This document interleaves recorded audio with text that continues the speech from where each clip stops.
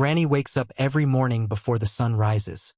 Not because she has somewhere important to go, but because sleep no longer obeys her the way it once did. The small apartment she lives in is quiet, almost painfully so, filled with the ticking of an old wall clock and the distant noise of a city rushing toward younger dreams.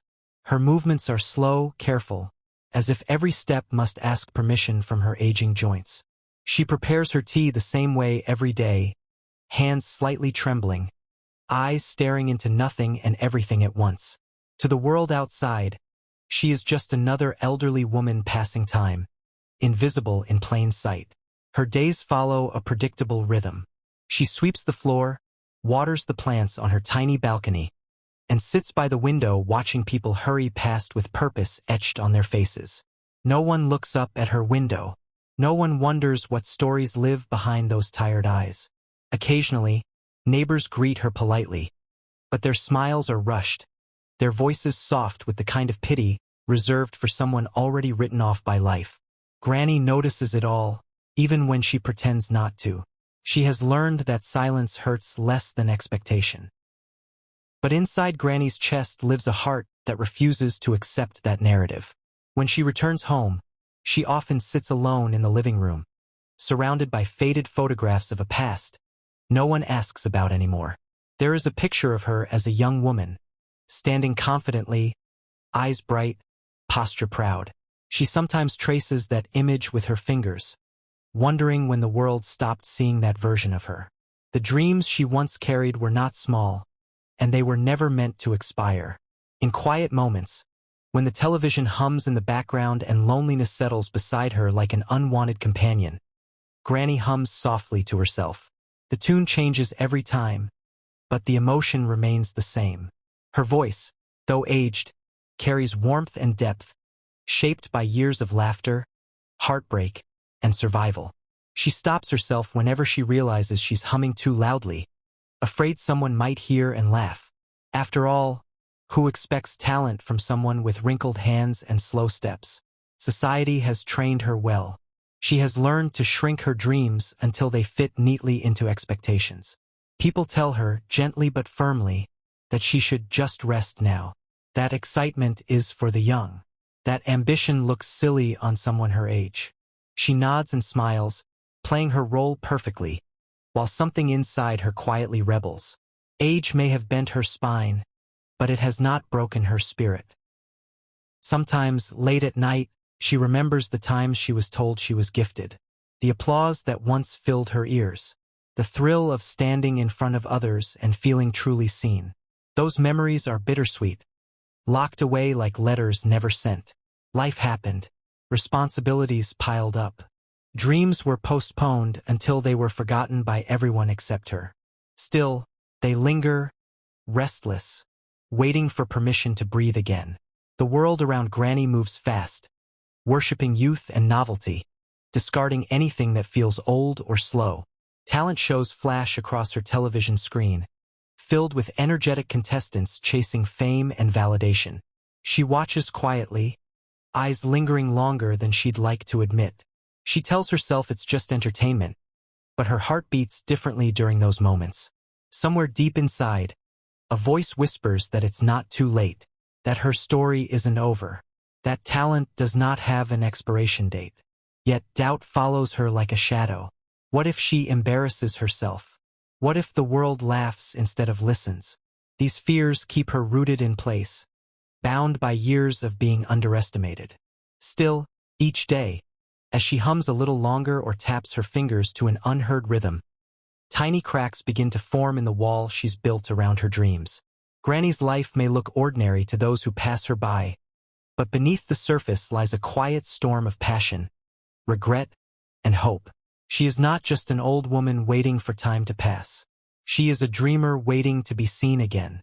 And though the world has forgotten to look her way, her story is slowly gathering the courage to demand attention. The decision does not come with fireworks or dramatic music.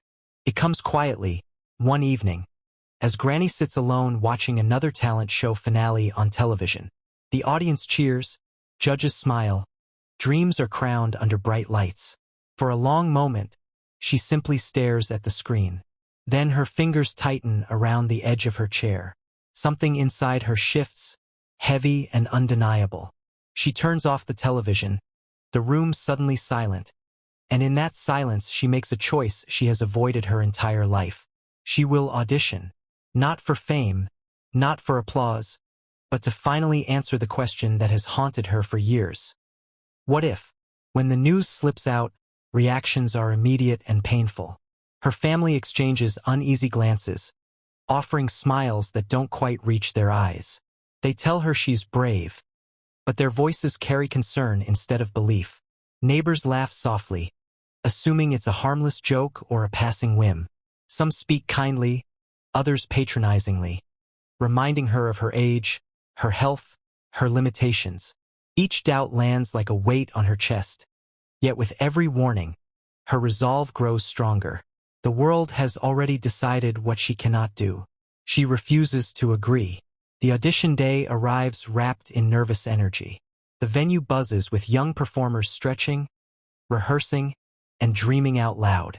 Granny stands among them, smaller, quieter, gripping her audition number like a lifeline. Cameras barely glance her way. To the producers, she is background color and expected failure, perhaps good for a laugh. This contrast is deliberate and symbolic. Youth dominates the space, while age is treated as a curiosity rather than a contender. When her name is called, the room shifts. The judges look up, surprised, their polite smiles hiding skepticism. The audience murmurs, unsure whether to feel amused or sympathetic. Granny walks onto the stage slowly, each step echoing with years of doubt and unspoken dreams. The lights feel harsh, exposing every wrinkle, every tremor. For a brief second, fear nearly wins. Then she closes her eyes, takes a breath, and lets go. The performance begins softly, almost fragile. Her voice carries the weight of time, textured with loss, love, and resilience. As the notes rise, something extraordinary happens. The room quiets, conversations stop. The judges lean forward, disbelief replacing boredom. What seemed like weakness becomes strength. Her age, once a limitation, transforms into depth, authenticity, and truth. Every word she delivers feels earned, lived, and real. This moment is the heart of the story's tension. The contrast between expectation and reality shocks everyone present. The audience's emotions shift from pity to awe. Some wipe away tears, others sit frozen, realizing they are witnessing something rare. The judges exchange stunned glances, their expressions betraying a hard truth. Talent does not belong to the young alone. When the final note fades, there is a beat of silence so heavy it feels endless. Then the room erupts. Applause crashes like a wave, raw and unfiltered. Granny stands still, overwhelmed, eyes shining. This is not just a performance. It is a rebellion against time, against doubt, against every voice that told her it was too late. On that stage, she does not just perform. She reclaims herself. The applause does not fade quickly. It lingers, rolling through the auditorium like a living thing, wrapping itself around Granny as if the world itself has finally decided to hold her. The judges rise to their feet one by one, their earlier skepticism replaced by genuine admiration. Their words come slowly, carefully, because what they have just witnessed cannot be reduced to simple praise. They speak of bravery, of authenticity, of a performance that felt less like entertainment and more like truth. In that moment, Granny is no longer invisible. She is seen, fully and without condition. The audience reacts just as deeply. Strangers wipe away tears, nodding to themselves as if her story has unlocked something personal inside them. Some see their own parents in her. Others see their future selves. And many see forgotten dreams they once buried out of fear. Granny's presence on that stage becomes a mirror, reflecting the cost of giving up too soon.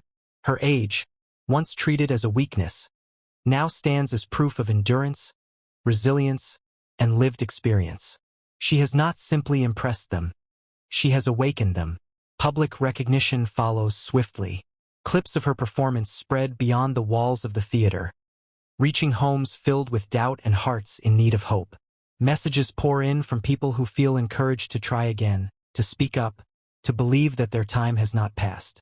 Granny watches this unfold with quiet disbelief, her hands resting on her lap as if grounding herself in the reality of it all. The world that once ignored her now listens closely, hanging on to every word, every note, every step she takes forward. Yet the true resolution does not come from fame or applause. It comes in a quiet moment backstage, when Granny sits alone and finally allows herself to cry. Not tears of sadness, but of release.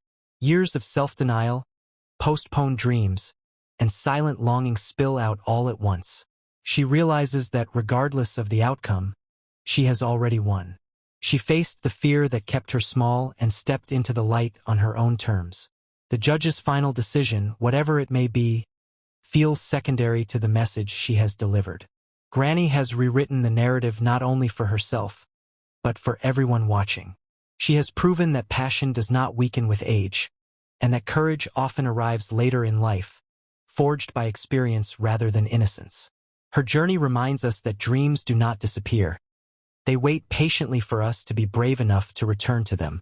As the lights dim and the crowd slowly disperses, Granny walks away from the stage with a new kind of confidence. Her steps are still slow, her body still aged, but her spirit feels lighter than it has in decades. She no longer measures her worth by how the world sees her. She knows now that fulfillment comes from honoring the voice inside that refuses to be silenced. The story closes not with a trophy, but with a truth. It is never too late to begin. No dream expires unless we abandon it. And sometimes, the bravest thing we can do is believe in ourselves when no one else does. Granny's journey stands as a quiet, powerful reminder that life is not about how much time we have left, but about how fully we choose to live it.